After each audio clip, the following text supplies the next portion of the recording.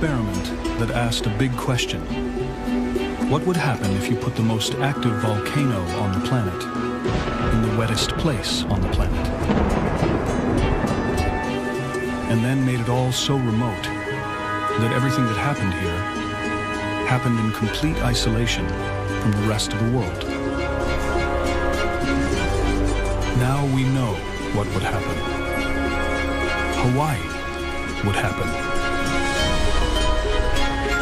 This is the story of the intricate web of connections that made this 350-mile-long island chain what it is today.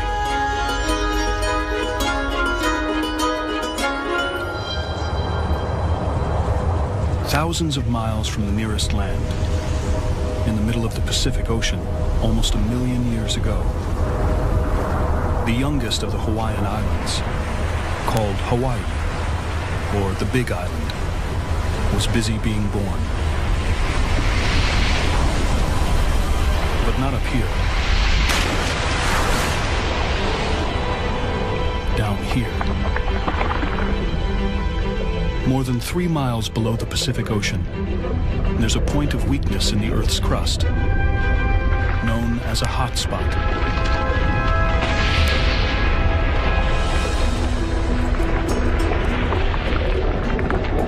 Superheated molten rock forced its way out, billowing into the ocean,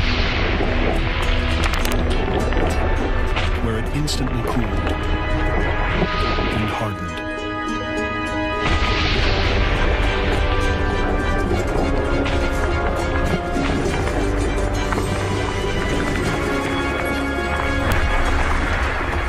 Over hundreds of thousands of years, the lava gradually piled up, layer upon layer, higher and higher. Measured from the sea floor, the Big Island of Hawaii is 4,500 feet taller than Everest.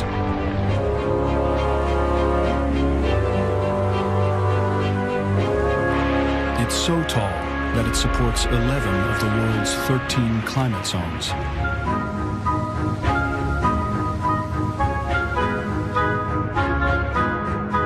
Despite being in the tropics, its peaks are capped with snow. And the Big Island is still growing because the ancient hotspot below it is still active.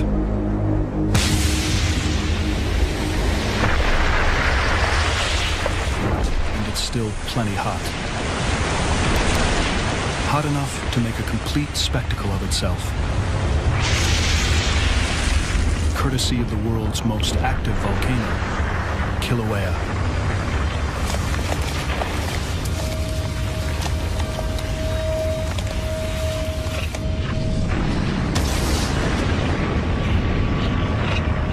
Kilauea produces enough lava to pave 20 miles of 2-lane highway every day.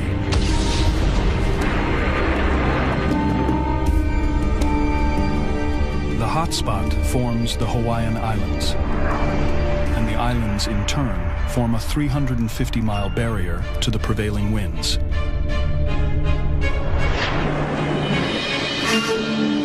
The trade winds, to be precise. The trade winds blow east to west near the equator, meeting no obstacle for hundreds of miles, until they reach the Hawaiian Islands, which sit directly in their path.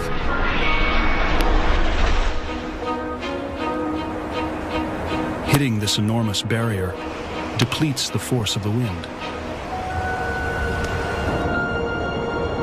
and leaves a trail of calmer air to the west of the islands.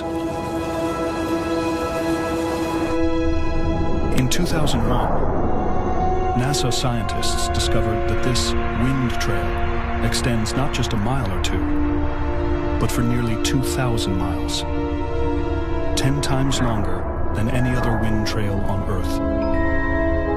And it causes a mysterious effect unique to Hawaii.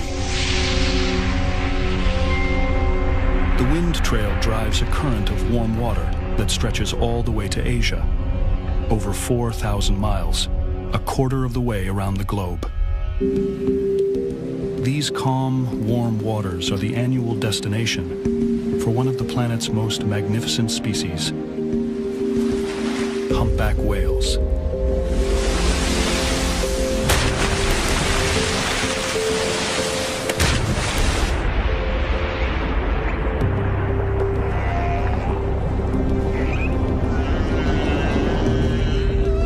Each winter, more of these gentle giants gather off the western coasts of Hawaii than anywhere else in the Pacific.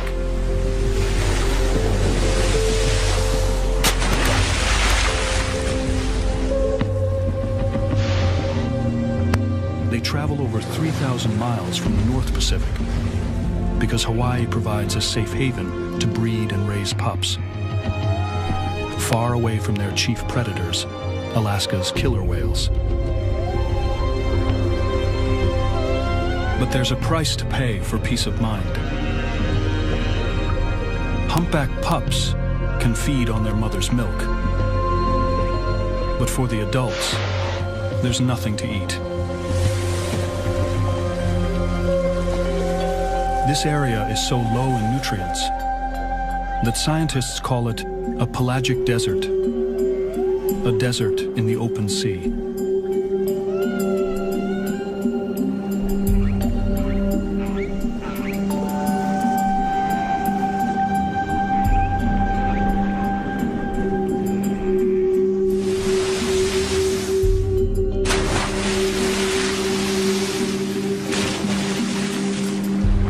Strange as it may seem, it's actually the lack of nutrients that makes Hawaii's abundant marine life possible. It all begins with the coral. Coral is part plant. To survive, it needs sunlight for photosynthesis. It needs clear water. If the ocean here were rich in nutrients, algae would breed, clouding the water, starving the coral of light.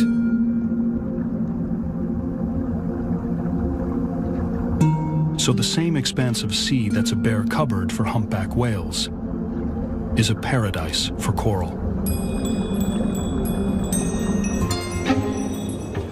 And coral is the indispensable ingredient in Hawaii's unique underwater ecosystem. A quarter of the fish that evolved here are found nowhere else on Earth. Some are very strange indeed.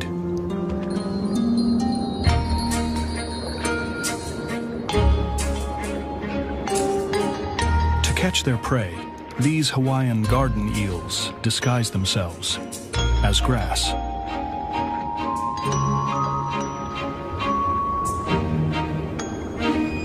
Little cleaner wrasse work hard to make a living. They run a cleaning and parasite removal service for bigger fish. And they throw in dental work for free. But Hawaii's coral reefs are more than just home sweet home to exotic species of fish. A lot more. They are the last link in the chain of phenomena that creates these monsters.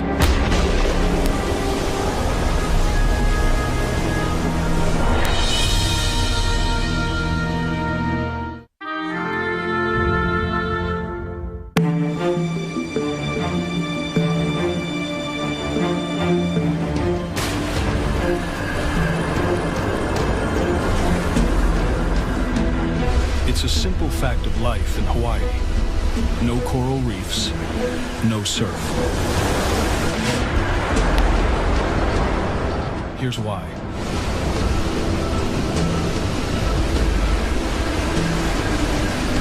The reefs are the surprise ending in a long saga that begins with powerful storms in Australia to the south and Alaska to the north. These tempests drive waves across vast distances toward Hawaii. As they travel, they join together, creating huge Pacific swells. But monster surf is not caused by waves alone. It relies on something else, something bigger, something Hawaii also has one or two of. Volcanoes.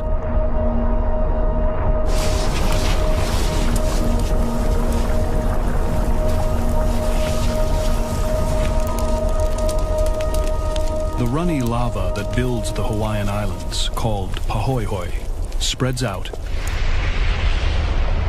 and forms gentle slopes as it solidifies.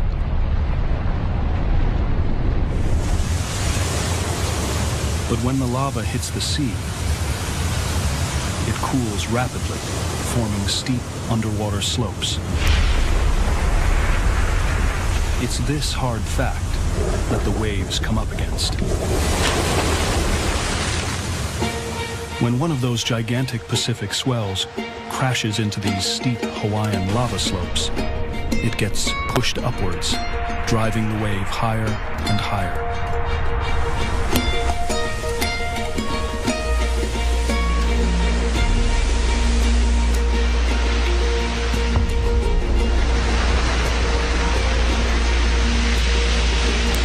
Until finally, it hits a coral reef.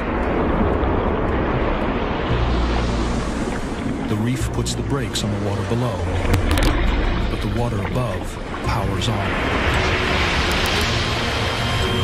And the wave breaks into a perfect barrel.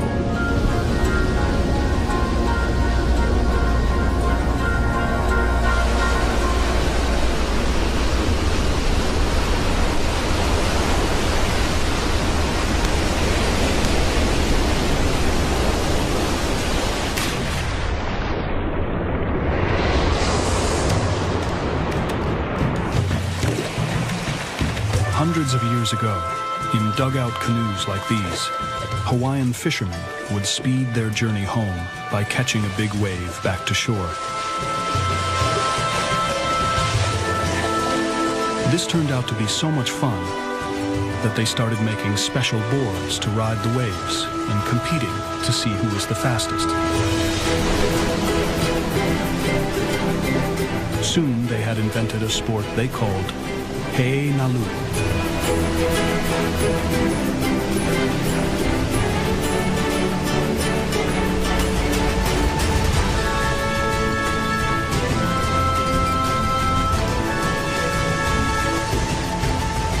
But there would have been no Hawaiians to invent surfing, if not for some help from a most unlikely character. A bird, the Pacific golden plover. Every winter, these birds migrate from the South Pacific to their breeding grounds in the Arctic, pausing in Hawaii for a pit stop. Just 1,400 years ago, the Hawaiian Islands were uninhabited, undisturbed, undiscovered, a good place to take a breather. The golden plovers set off from south to north as usual. At this time, they were being watched by South Pacific Islanders, the Polynesians. The Polynesians had colonized many South Sea islands, spread over thousands of miles from Tonga to New Zealand. They were fearless seafarers and master navigators who were always looking for new territory.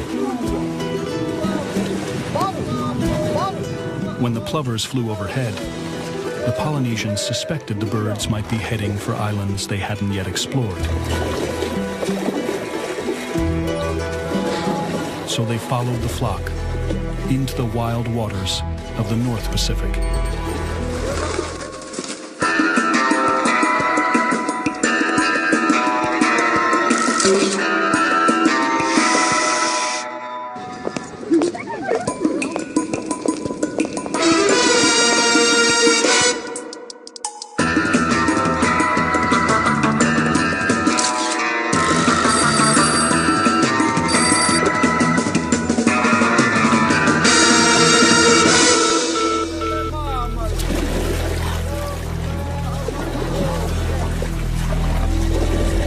They couldn't keep up with the streams of birds for long.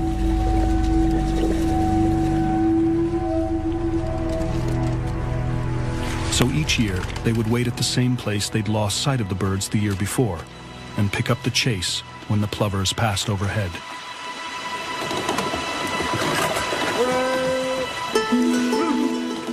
In a remarkable feat of generational stamina, the Polynesians tracked the plovers for almost 400 years, but it paid off. Around 1000 AD, the golden plovers led them to Hawaii.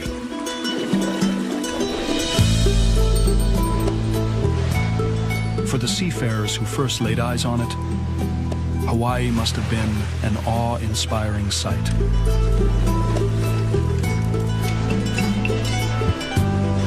But before the Polynesians could become Hawaiians, the islands themselves would have to undergo a dramatic transformation.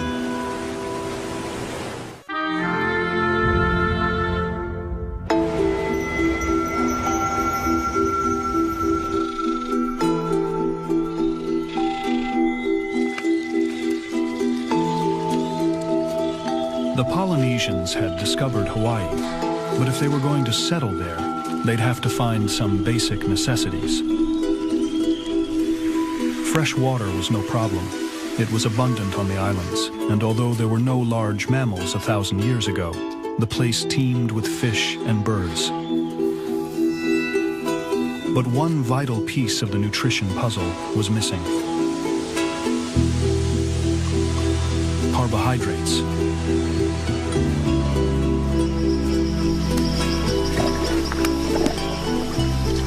Fortunately, the Polynesian adventurers hadn't come empty-handed. They'd brought an old and trusted friend from their home islands, the taro plant.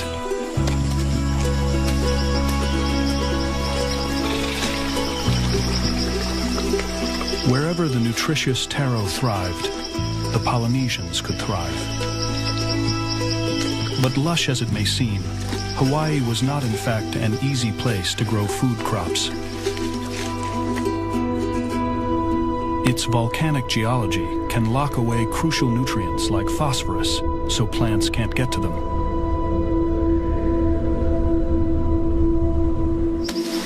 Luckily, Hawaii's lava landscape presented not only the problem, but the solution.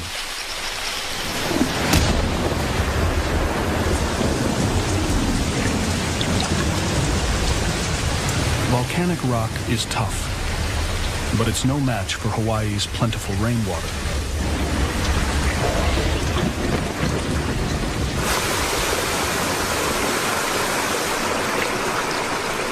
More than 22 billion gallons can wash over the islands every day, leaching nutrients from rock and organic matter along the way. By the time it's funneled down to the valley floor, the water has become rich in the nutrients plants depend on. And here, Hawaii's geology teamed up with the taro's biology.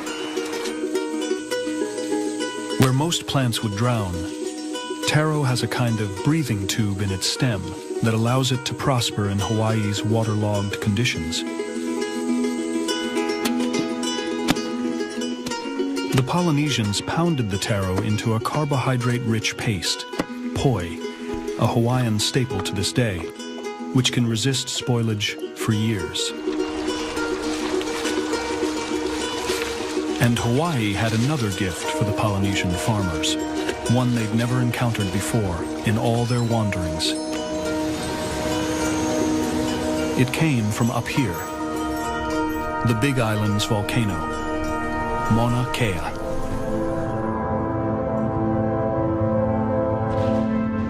"20,000 years before the first human walked on Hawaii, the Earth's orbit around the sun changed, shifting the tilt of the planet by 2 degrees. The planet was plunged into an ice age. The sudden big freeze created an ice cap right on top of Mauna Kea, which proved to be a very lucky thing for the Polynesians. Lava erupting under the ice cap cooled much faster than it ordinarily does. The quick chill produced a super hard rock called Hawaiite.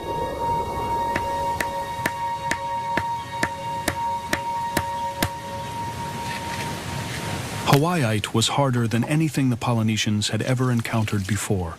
They quickly learned to shape it into a variety of useful tools, which made it possible for the Polynesians to farm on a much larger scale than they had on their home islands. They made sharp axes to clear land and build complex irrigation systems.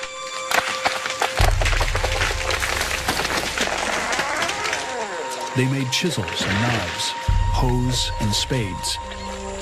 The discovery of Hawaiite by the Polynesian settlers was as important to their culture as the Bronze Age was to Europe.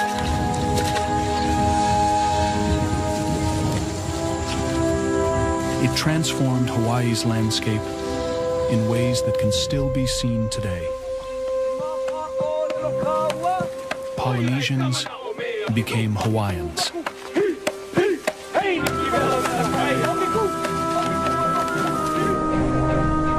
But Hawaii would never have become such a land of plenty if not for one tiny seed carried in a tempest.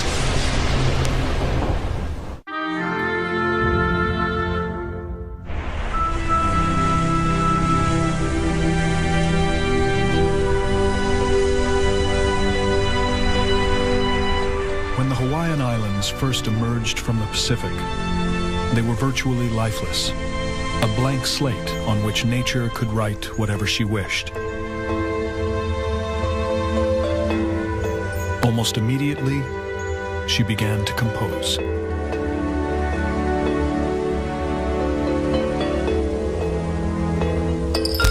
The first obstacle to overcome was the island's sheer remoteness. Separated from the nearest continent by thousands of miles of ocean, the odds were stacked against any life reaching here at all. But life somehow managed to beat the odds. The first to do it were plants. They owe their whole existence on Hawaii to the weather.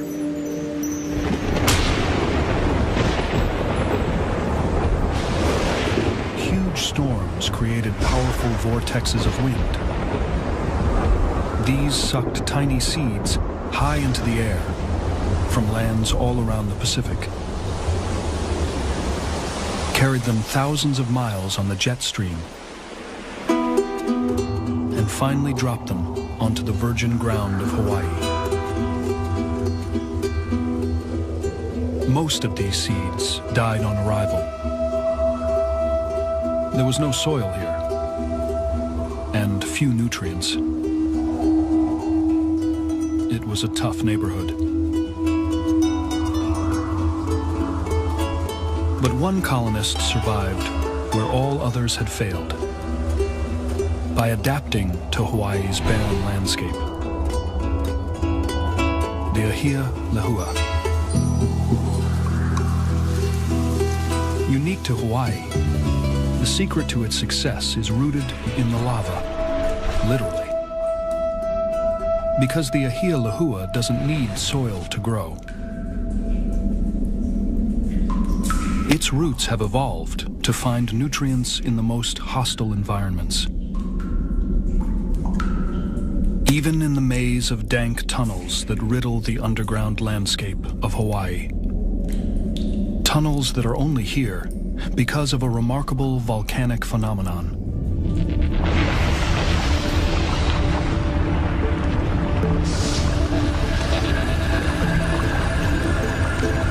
At 2,000 degrees Fahrenheit, Pahoehoe is the hottest and fastest flowing type of lava on the planet.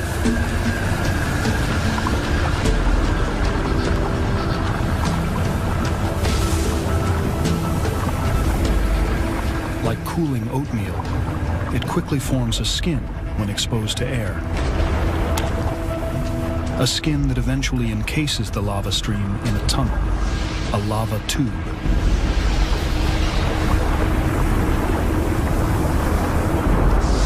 When the flow stops, tubes empty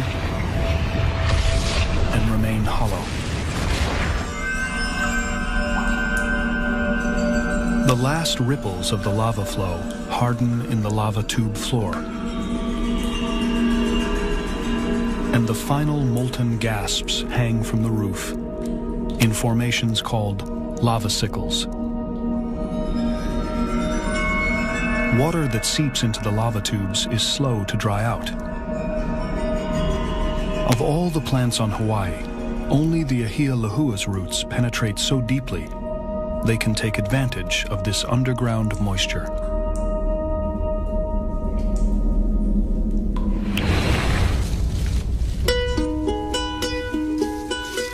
The ahia lahua was so successful, millions of these trees now cover the islands and can grow to be over 80 feet tall.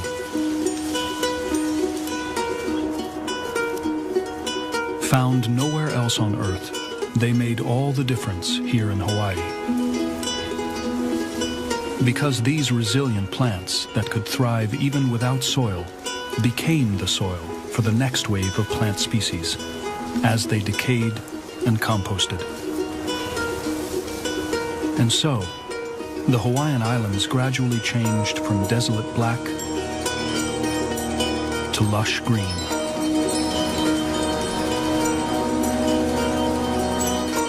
And Hawaii's now abundant plant life attracted the next wave of immigrants who flew here under their own steam.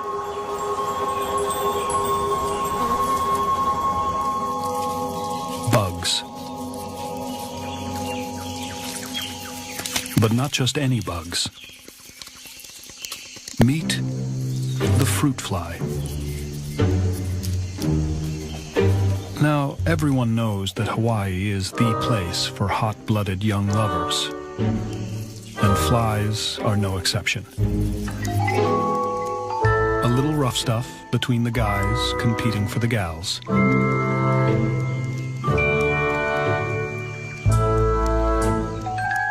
Some seductive dancing with 3 left feet. And the next generation is on the way.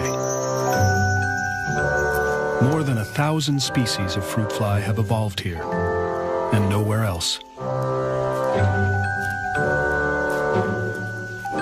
Scientists studying their DNA were astonished to discover that every one of them is descended from a single pregnant female, the Eve of Hawaiian fruit flies. For a time, these insects had a free pass on Hawaii. There weren't any predators here, yet. But over time, a meek vegetarian rose to the occasion and became a ferocious carnivore.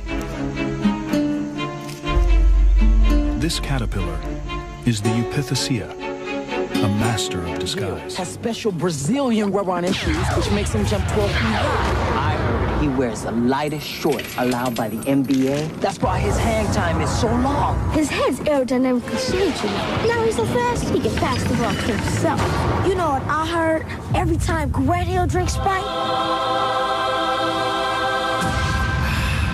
he's not thirsty anymore.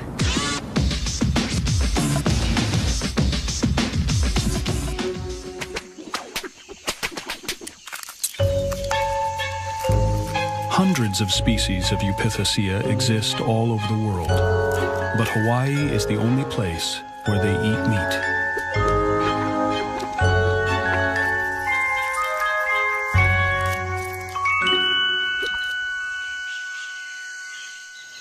Some 30,000 years after its emergence from the sea, Hawaii had become an Eden for flora and fauna. Well, at least for those that didn't mind being just a little flexible. Among the first feathered settlers, Hawaiian honey creepers evolved from a single species of finch, a flock of rose finches that happened to arrive in Hawaii from Eurasia. With no competition from other land birds, they blossomed into many different species, each specially adapted to eat the foods Hawaii had in abundance. This honey creeper behaves like a woodpecker, pecking for insects.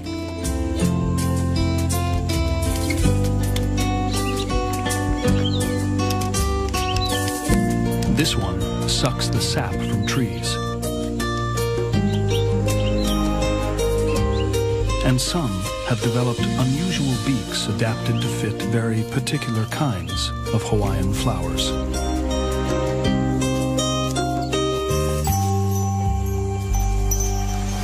Many honey creepers were wiped out by disease after the first human settlers arrived. But it wouldn't be long before the Hawaiians found themselves on the brink of extinction.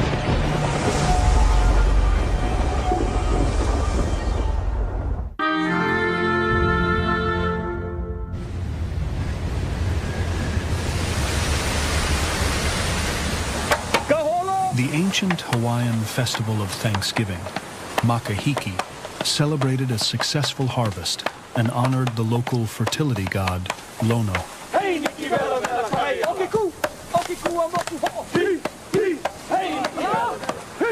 Hawaiian mythology prophesied that Lono would visit during this festival and arrive by sea. And sure enough, during one Makahiki, a huge sailing ship hove into view.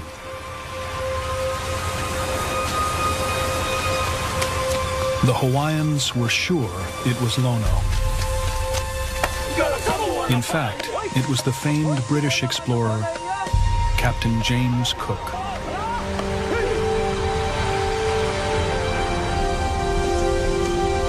Cook arrived at the Big Island on January 16, 1779.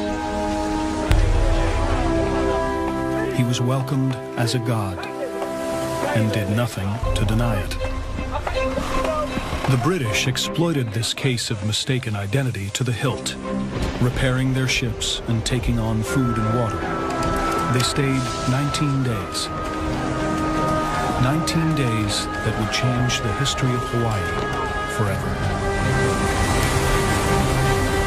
When Cook set off, bound for home, the weather closed in.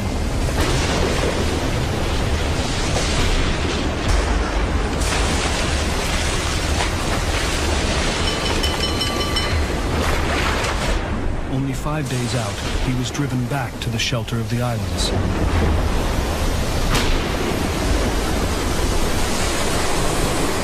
This time, there was no divine welcome. Surely a god would have been able to control the weather.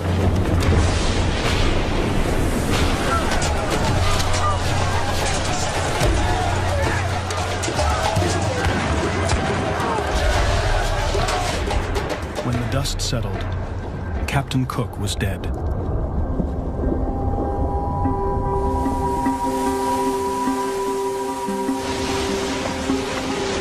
But his crew lived to tell the tale. And that meant Hawaii's centuries of isolation were at an end.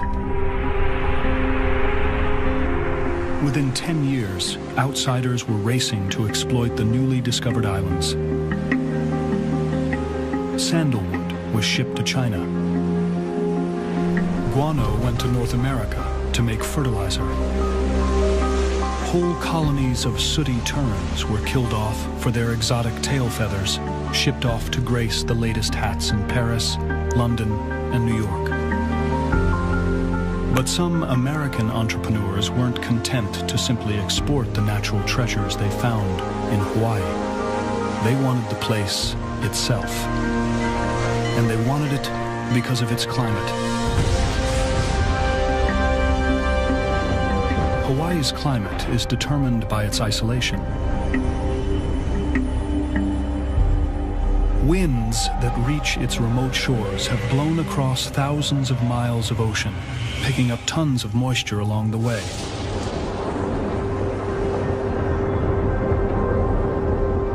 When the winds hit the islands, the air rises, cools, and releases its water. Over over 450 inches of rain can fall on this side of the island of Kauai every year, making it the wettest place on Earth. All this water, along with the abundance of sunshine, made 19th century American businessmen see dollar signs. In Hawaii, they had found the ideal conditions for growing the big money crop of the day: sugar. But there was a hitch. They needed local manpower to build and farm the plantations. And Captain Cook's visit had made that somewhat problematic.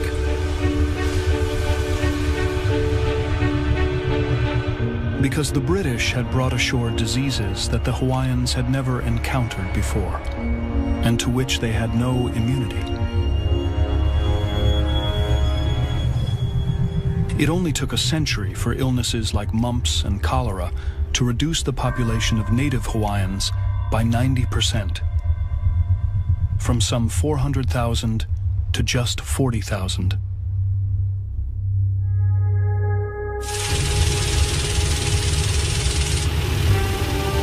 Which meant that more than 300,000 workers had to be shipped in from all over the world.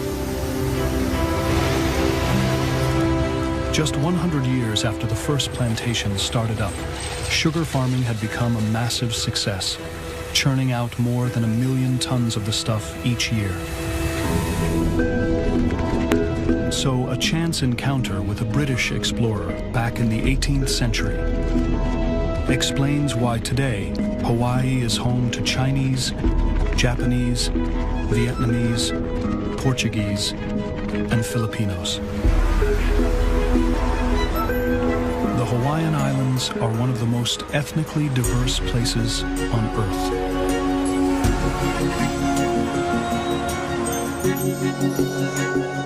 They're also the most climatically diverse. And the coldest and highest of its climate zones is perfect for these.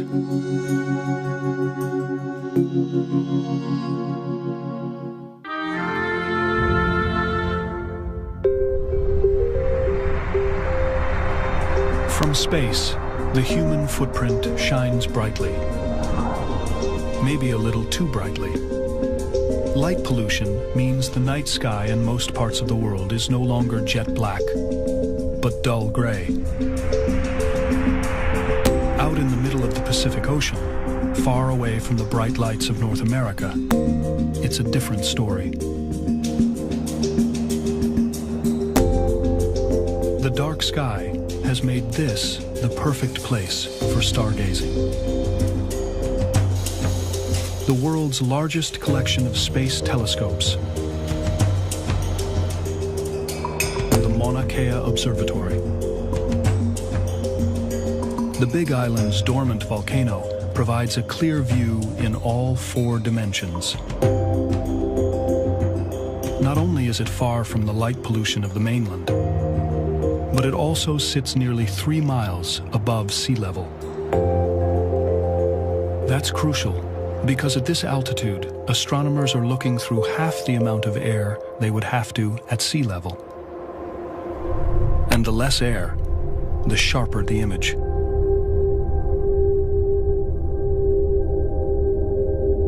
Hawaii's telescopes have helped us to discover moons of Jupiter and Saturn that we never knew existed. Planets outside our solar system. And even entire galaxies that had never been seen before. But this location won't be ideal forever. Because the same geological forces that created Hawaii are still at work.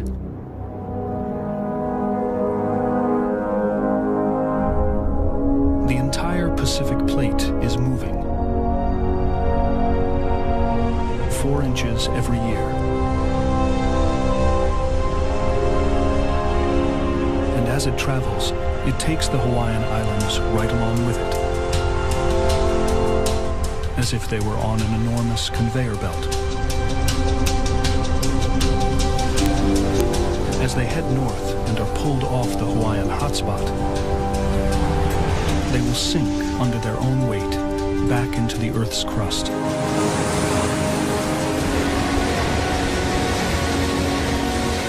At the same time, waves, wind, and rain will gradually erode them away to mere atolls. In only 10 million years, a hiccup in geological time, the mountainous island of Kauai, more than a mile high, will disappear beneath the waves.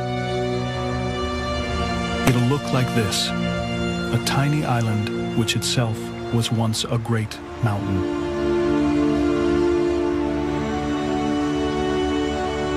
The Hawaiian Islands may look as though they've been there forever, but the islands we see today are only the latest in a chain that has been built and eroded away many times over the last 82 million years.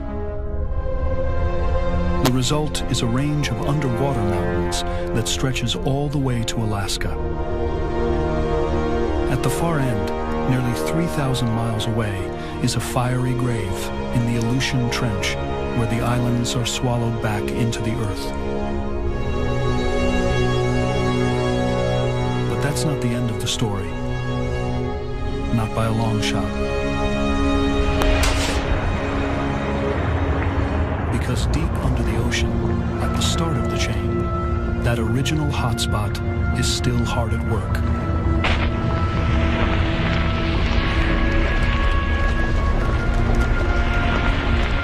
Building a new island. Loihi.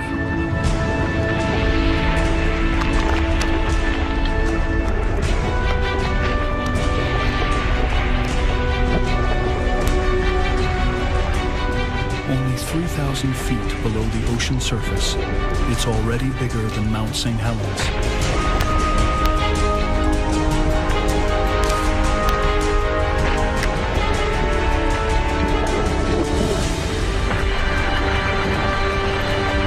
In 10,000 years, Loihi will emerge from the Pacific. A blank sheet on which nature once again can compose her ancient tale.